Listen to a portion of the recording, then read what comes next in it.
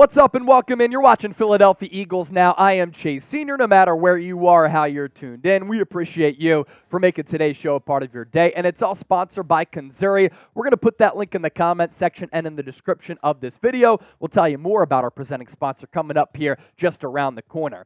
As for the subject matter at hand today, I'm going to explain why the Philadelphia Eagles do not need Jonathan Taylor. A lot of radio stations in Philadelphia, television stations in Philadelphia, Eagles fans reaching out to me, posing the question, should Howie Roseman use one of the many picks that they have in the 2024 NFL Draft and trade for Taylor? It's not necessarily a position of need for Philadelphia, but he's a really good player, and Nick Sirianni has a background with JT. The Indianapolis Colts have given him permission to seek a trade after weeks of the two sides clashing. Before we dive into all of this is why you subscribe to the show. Whenever the Eagles do make a move, whether it's a signing, whether it's a release, roster move, injury report, a big trade out there, we talk about it here on Eagles Now. The standard for Eagles coverage on YouTube, we're 444 people away from 49,000 subscribers, so hit that sub button right now.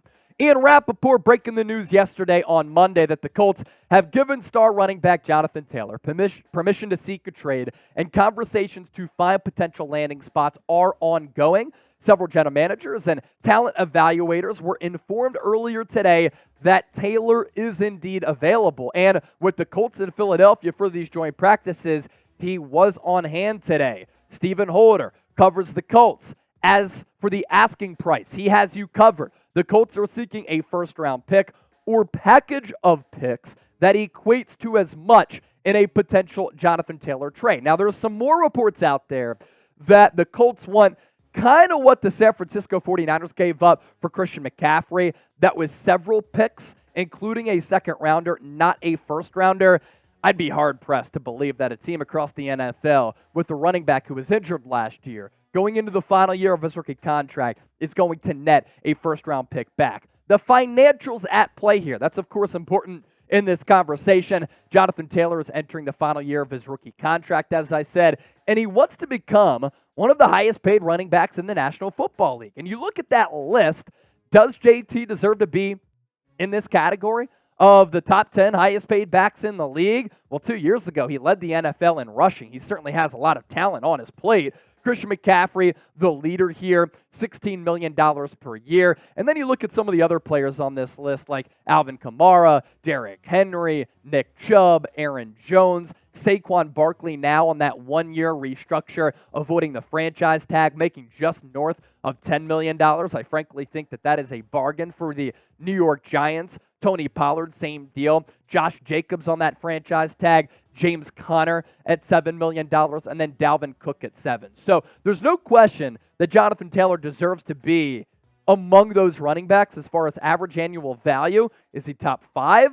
Maybe, and I think he certainly has an argument there. And there's no doubt that Jonathan Taylor is a really special running back. Like, don't get it twisted, but the Eagles do not value that position enough to make a trade for Taylor in giving up the draft capital that the Colts are seeking, but to sign him to a contract extension beyond this year. And why I wouldn't do it if I'm Philadelphia, I've said this all along, all throughout this offseason.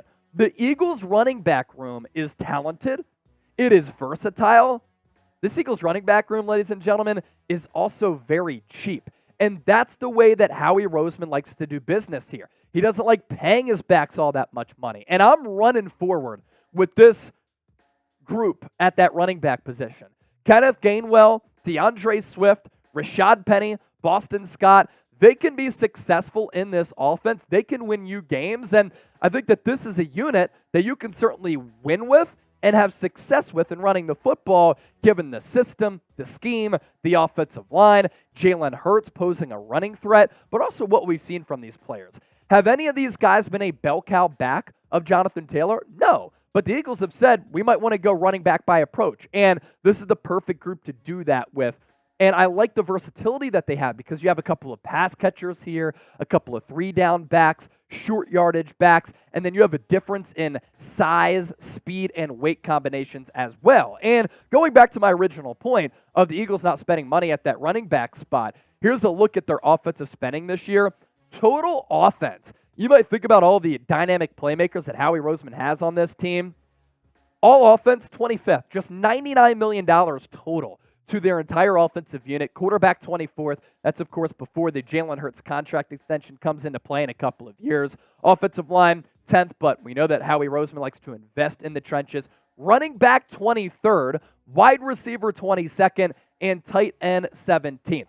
More on that and more on Jonathan Taylor coming up here in just a moment. But first, I told you off the top, Kanzuri, today's presenting sponsor. Take a look at their height-boosting shoes that are also very, very stylish as well, and you can get 15% off at kanzuri.com/chat. We're going to put that link in the comment section and in the description of this video. Have you ever wished, my fellas out there, that you were a little bit taller? Maybe you matched on Tinder, but her profile says must be over 6 feet. Maybe your date wants to wear heels, but she can't because it'll make her taller than you. Well, I have the short kings covered, all of the real ones out there with Kanzuri. They make shoes that make you up to 2.8 inches taller without anyone knowing. Look, girls get heels, makeup, push-up bras. Why can't men get a confidence boost as well? Kanzuri shoes, not only height boosting, but also stylish. We're showing you them on the screen here. They're not grandpa's Velcro shoes, but instead fashionable shoes that can receive compliments even without the height increase. The height insoles integrated into the shoes, making it the ultimate height hack. And for a limited time only, our listeners, our viewers, get an extra 15% off your order at kanzuri.com/chat. The site is already 30% off, and with our link, you get that extra 15% off. Simple math, that's 45% off your entire order. Support our show. Check them out, kanzuri.com/chat. Life's short. You don't have to be. We'll put that link in the comment section and in the description of this video. And you know the motto out there when it comes to fashion and clothes: look good, feel good, play good, just like the Eagles do every single Sunday. So let's progress in this conversation about Jonathan Taylor here. We took a look, at the Eagles' positional spending. How about running back spending and where they rank in the NFL with how much money they're paying all of the backs on their roster? 23rd in the NFL. That is a total of $7.09 million this year. Jonathan Taylor is going to want a lot more than that. Again, special player, very productive player. Coming off an injury-plagued season, but still in 11 games last year, 192 carries, 861 yards in those 11 games behind a bad offensive line, bad quarterback play, awful defense, 4 touchdowns, 4.5 yards per carry. But the year before that in 2021, that's when he solidified himself as one of the best backs in the game. Led the NFL in rushing, 332 carries, 1,800-plus yards, and 18 touchdowns. And then the 2 previous years before that, he's also played really well. His rookie campaign, still more than 1,100 yards as he was able to burst onto the scene out of Wisconsin. So today's poll question is this. We want to hear from you down in the comment section here. Should the Eagles trade for Jonathan Taylor? T for trade, P for pass. I'm typing my pass all day for the reasons that I talked about. But coming up next on the show, how the Eagles have connections to Jonathan Taylor. And that's what makes this conversation very interesting when you enter Nick Sirianni and Howie Roseman into the fold. Why the Birds can make it work. Nick Sirianni actually was the Colts offensive coordinator when Jonathan Taylor was drafted. And he went nuts in a video that has since gone viral during draft night when he fell to Indianapolis a couple of years ago. Sirianni was pumped when the Colts got him because he looked at Taylor as another weapon in Frank Reich's offense. Also with Indianapolis, the Colts ideally would like to trade him out of the AFC. To the NFC, that's where Philadelphia calls home, and they don't have to worry about Jonathan Taylor, especially for a couple of years because Philadelphia just played Indy last year. Philadelphia's also made deals with the Colts in the past. They have done business with one another, namely the Carson Wentz deal in which Philadelphia and Howie Roseman fleeced Indy. And the Eagles, a great spot for Jonathan Taylor. If he were to look at destinations he could go to have a great year, set himself up for a big payday, and play with a loaded supporting cast, Philadelphia can offer all of that. Hurts, offensive line, the system is running back friendly, and Nick Sirianni, Brian Johnson, they like running the rock. As for the in-depth numbers for the offensive line for Philadelphia, last year, this is why Jonathan Taylor might like to come to the city of brotherly love. Eagles' offensive line generated 3 or more yards before contact at the 8th highest rate in the NFL last year. And this offensive line, yes, you do lose Isaac Seumalo, but they're still one of the best units in the National Football League. Jordan Mailata at left tackle, Landon Dickerson at left guard, Jason Kelsey, who laid out Zaire Franklin at that practice today at center, Cam Jurgens at right guard, Lane Johnson at right tackle. The depth along the offensive line, somewhat concerning, but maybe fewer worries now because Tyler Steen is playing backup guard, backup tackle. Looks as though Philadelphia may have hit on that draft pick. Some people are worried about Cam Jurgens because today against Indy in those joint practices, he struggled a little bit. But if there's one offensive line coach I trust to maximize him at a new position, it is Jeff Stoutland. I'm cool with the backs on this roster. That's really what this comes down to.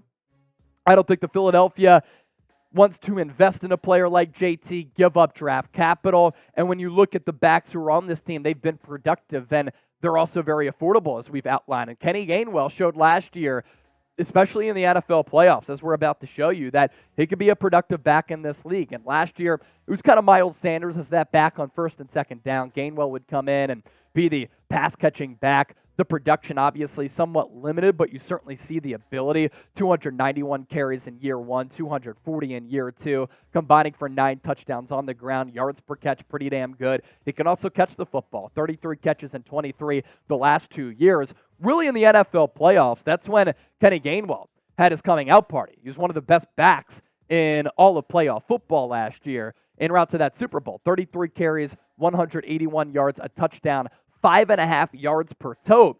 And then you look at DeAndre Swift. DeAndre Swift led all running backs in yards per touch last year.